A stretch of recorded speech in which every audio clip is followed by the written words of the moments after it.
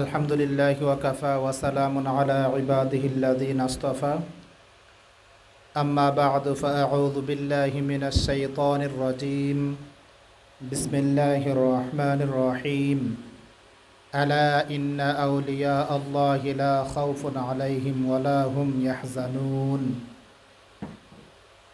আম্মা বা'দ। উপস্থিত আজকে ফাতিহা ইয়াজদহম উপলক্ষে গাউসে পাকের স্মরণে 11 শরীফে আয়োজিত আজকের এই মহতি অনুষ্ঠানের মোহতারাম সভাপতি, হাজারো আলেমের উস্তাদ, ফুকাহাদের উস্তাদ, উস্তাদুল উলামা, উস্তাদুল ফুকাহা, বিশ্বনন্দিত আলেমে দিন, আমাদের মাতার তাজ হজরতুল আল্লামা মুফতি শায়েখ এটিএম নুরউদ্দিন জঙ্গি মাদ্দাজিল্লাহুল আলিয়া বারাকাল্লাহু ফি হায়াতিহি ওয়া ইলমিহি। উপস্থিত রয়েছেন অত্র অন্যান্য ওলামায়ে কেরাম, মুরব্বিয়ানে আজম, অত্র মাদ্রাসার ছাত্ররা। আজকে আমরা এখানে উপস্থিত হয়েছি পবিত্র 11 শরীফের উদ্দেশ্যে। 4 স্মরণে আমরা 11 শরীফ পালন করি। গাউসুল আজম পিরানে পীর দস্তগীর আব্দুল কাদের জিলানী রাহিমাহুল্লাহর স্মরণে 11 শরীফ করা হয়। রাসূল আকরাম সাল্লাল্লাহু আলাইহি ওয়াসাল্লাম ইরশাদ করেছেন, আনা খাতামুন নাবিয়িন লা নাবিয়্যা বা'দি, আমি হলাম সর্বশেষ নবী, আমার পরে কোনো নবী আসবেন না। রাসূল আকরাম সাল্লাল্লাহু আলাইহি ওয়াসাল্লামের পরে নবী আসবেন না ঠিকই, উলামায়ে কেরাম, আল্লাহর ওলিগণ আগমন করবেন। একটু আগে আমাদের হুজুর কেবলা বলেছেন, রাসূল সাল্লাল্লাহু আলাইহি ওয়াসাল্লাম যেমনিভাবে সমস্ত নবীদের নবী, শ্রেষ্ঠ নবী, ওনার চাইতে সম্মানে, শ্রেষ্ঠত্বে কোনো দিকেই কোনো নবী যেভাবে রাসূল সাল্লাল্লাহু আলাইহি ওয়াসাল্লামের চাইতে শ্রেষ্ঠ নন, তদ্রূপভাবে বড় পীর, যাকে আমরা গাউসুল আজম বলি, আব্দুল কাদের জিলানী রহমতুল্লাহি আলাইহি পৃথিবীর সর্বশ্রেষ্ঠ অলি। ওনার পরে যে সমস্ত অলিরাই কিয়ামত পর্যন্ত অলিগণ আসবেন, অবশ্যই অলিদের দরজা খোলা রয়েছে। সমস্ত অলিদের অলি, সমস্ত অলিদের নেতা, সমস্ত অলিদের অলি হযরত গাউসে পাক রাহিমাহুল্লাহু তাআলা। তো আমরা এখানে এসেছি গাউসে পাকের স্মরণে 11 শরীফ পালন করার জন্য। আমরা কাদরিয়া তরিকার যারা আছি বা যে কোনো তরিকারে যারা আছি, তো আল্লাহর ওলিগণ আমাদেরকে যে দিক নির্দেশনা দিয়ে গিয়েছেন বা যারা আমাদেরকে দিক নির্দেশনা দিচ্ছেন, আমরা যাদেরকে পীর মনে করি বা অলি মনে করি, অলি হিসেবে ধরি, পীর হিসেবে ধরি, তারা আমাদেরকে যে দিক নির্দেশনা দেন, আমরা যেন সে পথে যেন জীবনটা পরিচালিত করতে পারি। কারণ বিশেষ করে আমরা এই সিলেটের জমিন কিন্তু মুসলমান ছিল না, আমরা সবাই জানি।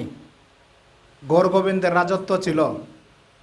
সুদূর ইয়ামন থেকে শাহজালাল ইয়ামনি রহমতুল্লাহি আলাইহি ওনার 360 জন সাথী সঙ্গীদেরকে নিয়ে এই শাহজালাল ইয়ামনি রহমতুল্লাহ আলাইহি আমাদের সিলেটে আগমন করেছিলেন।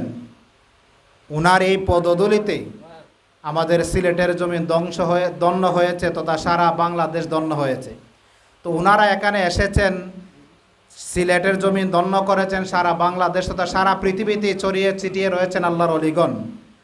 ওনারা যে জায়গাতে আস্তানাতে আরাম করছেন জীবিত অবস্থায়, প্রত্যেকেই তাদের যে সমস্ত মুরিদান ছিলেন বা ভক্তবৃন্দ ছিলেন, সবাইকে আল্লাহর পথেই জীবন পরিচালিত করার জন্যই কিন্তু উৎসাহ উদ্দীপনা দিয়েছিলেন।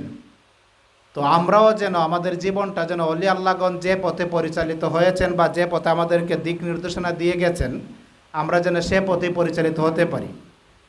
কারণ মরণ এমন একটা জিনিস, সবাইকে কিন্তু মৃত্যুবরণ করতে হবে। পৃথিবীতে যাদের জন্ম যাদের আছে, মৃত্যু তাদের হবেই। আল্লাহ পাক রব্বুল আলামিন পৃথিবীতে 18,000 মাখলুকাত সৃষ্টি করেছেন। প্রত্যেকটা প্রাণীকেই কিন্তু মৃত্যুর স্বাদ গ্রহণ করতে হবে। কুল্লু নাফসিন যায়িকাতুল মাউত, যাদের জন্ম আছে প্রত্যেকটা প্রাণী মৃত্যুবরণ করতে হবে। তো মরার পূর্বে আল্লাহ পাক রব্বুল আলামিন আপনি আমাদেরকে যে দুনিয়াতে প্রেরণ করেছেন, এমনি মৃত্যু পাঠান নাই। কারণ আমাদেরকে যখন আল্লাহ পাক রব্বুল আলামিন দুনিয়াতে পাঠানোর আগে ফেরেশতাদেরকে নিয়ে যখন বৈঠক করেছিলেন, আল্লাহ পাক রব্বুল আলামিন বলেছিলেন আতাজআলু ফি ইন্নী জাইলুন ফিল আরদি খালিফা, ফেরেশতাদেরকে বলেছিলেন আমি দুনিয়াতে আমার প্রতিনিধি সৃষ্টি করতে চাই। তখন ফেরেশতারা এক বাক্যে বলেছিল আতাজআলু ফিহা মাই ইউফসিদু ফিহা ওয়া ইয়াসফিকুদ দিমা, আল্লাহ আপনি কি এমন জাতি দুনিয়াতে পাঠাইতে চান যারা দুনিয়াতে গিয়ে মারামারি করবে, হিংসা বিদ্বেষ করবে, কাটাকাটি করবে? তখন আল্লাহ পাক রব্বুল আলামিন বলেছিলেন ইন্নী আ'লামু মা লা তা'লামুন, আমি যা জানি তোমরা তা জানো না।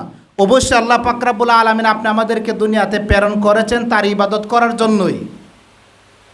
যদি আমরা আমাদের জীবনটাকে তার ইবাদত করে আল্লাহ রাসূলের দেওয়া দিক নির্দেশনা, ওলি আল্লাহদের দিক নির্দেশনা মতে জীবনযাপন করতে পারি, তাহলে আমাদের জীবনটা সার্থক। একটু আমরা কিন্তু আলোচনা করতেছি আব্দুল কাদের জিলানী রহমতুল্লাহ আলাইহির জীবনী। বাইজিদ বুস্তামি রহমতুল্লাহ আলাইহির একটা ঘটনা পড়েছিলাম। একদিন এক কুকুর বাইজিদ বুস্তামিকে জিজ্ঞেস করেছিল, বাইজিদ বুস্তামি আপনার কাছে আমার একটা প্রশ্ন, আপনি শ্রেষ্ঠ না আমি শ্রেষ্ঠ? কুকুর বাইজিদ বুস্তামিকে এই প্রশ্নটা করেছিল, যদি আমি ভুল না করে থাকি আর কি। তো বাইজিদ বুস্তামি রহমতুল্লাহ আলাইহি একটু মানে ধীরস্থির হলেন বা একটু নীরব রইলেন। নীরব থেকে ও কুকুরকে বললেন, কুকুর আল্লাহ পাক রব্বুল আলামিন তোমাকেও দুনিয়াতে পাঠিয়েছে, আমাকেও দুনিয়াতে পাঠিয়েছে। তবে যদি আমি দুনিয়াতে আসার পরে আল্লাহর দেওয়া দিক নির্দেশনা, যে আল্লাহর দেওয়া হুকুম আহকাম মেনে জীবনযাপন করি, রাসূল সাল্লাল্লাহু আলাইহি ওয়াসাল্লামের দেওয়া পথ অনুসারে জীবনযাপন করে মৃত্যুবরণ করতে পারি, তাহলে তুমি কি তা সারা পৃথিবীর সবার চাইতে শ্রেষ্ঠ আমি। আর যদি আমি দুনিয়াতে আসার পরে আমার জীবনটা সঠিকভাবে পরিচালিত করতে না পারি, তাহলে জেনে রাখো আমার চাইতে তুমি শ্রেষ্ঠ। কারণ হাসরের ময়দানে যখন আমাদেরকে একত্রিত করা হবে, আমাদের কিন্তু বিচার হবে, মানুষ এবং জিন জাতির বিচার হবে, এছাড়া কোনো প্রাণীর কিন্তু বিচার নাই। তোমাকে বিচার করা হবে, তুমি একজনকে তোমাকে মারছে বা তুমি একজনকে মারছো, তুমি তাদেরকে সমান বিচার করার পরে সমস্ত প্রাণীদেরকে একমাত্র মানুষ এবং জিন জাতি ছাড়া সবাইকে আল্লাহ পাক রব্বুল আলামিন বলবেন সবাই মাটি হয়ে যাও, সবাই মাটির সাথে মিশে যাবে। কিন্তু আমি যে মানুষ, আমাকে আজ আল্লাহ পাক রব্বুল আলামিন মানুষ হিসাবে পাঠিয়েছে, আমার কিন্তু শাস্তি কিন্তু আজীবন অনন্তকাল। জীবনের শুরু আছে কিন্তু মরার পরে কিন্তু আমার মাত্র শুরু হবে। আমরা কিন্তু এই দুনিয়াতে আসছি ক্ষণস্থায়ী, মাত্র কয়েক বছরের জন্য। আল্লাহ পাক রব্বুল আলামিন কুরআনুল কারীমের মধ্যে ইরশাদ করেন ইউদরিকুমুল মাউতু ওয়ালাউ কুনতুম ফি বুরুজিম মুশাইয়াদা, তোমরা যদি প্রাচীর বেষ্টিত ঘরের ভিতরে যে জায়গার মধ্যে বাতাস পর্যন্ত ঢুকতে পারে না, সে জায়গাতেও তোমরা যদি আবদ্ধ হয়ে থাকো, মৃত্যু নামক যে সাতটা মরণ যে জিনিসটা, সেটা তোমাদেরকে গ্রাস করবেই, তোমাদেরকে মরতে হবে। আল্লাহ পাক রব্বুল আলামিন অন্য আয়াতের মধ্যে বলেন ফাইযা জাআ আজালুহুম লা ইস্তাখিরুনা সাআতাও ওয়া লা ইস্তাকদিমুন, তোমার যখন মরণ যখন আসবে, মৃত্যু যখন আসবে, তার 1 সেকেন্ড আগেও তুমি মরবে না, 1 সেকেন্ড পরেও তুমি মরবে না। তো আমাদের সবার একটু চিন্তা করা উচিত, আমাদের দুনিয়াতে আসলাম, আল্লাহ যে আমাদেরকে দুনিয়াতে প্রেরণ করলেন, দুনিয়াতে পাঠাইলেন, কেন আমরা আসলাম?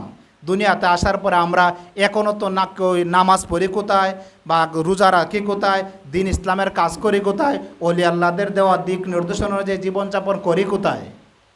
তো সুতরাং আমাদের সবার উচিত, আমরা যে বড় পীর আব্দুল কাদের জিলানী রহমতুল্লাহ আলাইহির 11 শরীফ পালন করার জন্য আসছি, সর্বদা পালন করি, আসি। এখানে আমাদের সামনে আমাদের পিতৃতুল্য, আমি ওনার ছাত্র হওয়ার যোগ্য না, এখানে আছেন আল্লাহর ওলি। তো আমরা ওনারা আমাদেরকে যে পথে পরিচালিত করেন বা আমাদেরকে যে নির্দেশনা দেন জীবন পরিচালনা করার জন্য, আমরা যেন সে পথে জীবনটা পরিচালনা করতে পারি। কারণ আমাদের কিন্তু মরার পরে জবাব দিতে হবে, মরার পরে জবাব দিতে হবে। কিন্তু আল্লাহদের দুনিয়াতে প্রেরণ করেছেন, কেন আমাকে পাঠাইছেন, আমি কি কাজ করেছি, তার জবাব কিন্তু আমাকে হাসরের ময়দান আল্লাহর দরবারে দিতে হবে। আল্লাহ পাক রব্বুল আলামিন আপনি আমাদের সবাইকে যেন দিন ইসলামের সঠিক পথে, আব্দুল কাদের জিলানী রহমতুল্লাহ আলাইহি কাদরিয়া তরিকা সহ যে সমস্ত তরিকা, সঠিক তরিকা রয়েছে, বা আমাদের যে সমস্ত পীর উস্তাদগণ আমাদেরকে যেভাবে জীবনযাপন করার দিক নির্দেশনা দেন, আমরা সবাই যেন সেভাবে দিক নির্দেশনা পালন অনুযায়ী জীবনযাপন করে হাসরের ময়দানে যেন আমরা ওলি আল্লাহদের সোহবতে থেকে রাসূল আকরাম সাল্লাল্লাহু আলাইহি ওয়াসাল্লামের সুপারিশ পেয়ে যেন জান্নাতে যেতে পারি। আল্লাহ পাক রব্বুল আলামিন আপনি আমাদেরকে সেই তৌফিকটুকু দান করুন। ওয়া আখিরু দাওয়ানা আলহামদুলিল্লাহি রাব্বিল আলামিন। আসসালামু আলাইকুম ওয়া রাহমাতুল্লাহ। সবাই বলুন মারহাবা। আমরা আল্লামা আনুমান আহমদ আল কাদির সাহেবের কাছে অত্যন্ত গুরুত্বপূর্ণ কিছু আলোচনা শুনলাম। আল্লাহ পাক যেন আমাদেরকে আমল করার তৌফিক দেন, সকলে বলুন আমিন।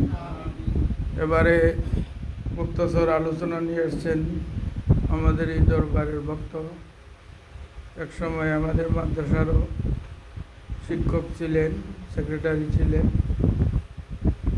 জনাব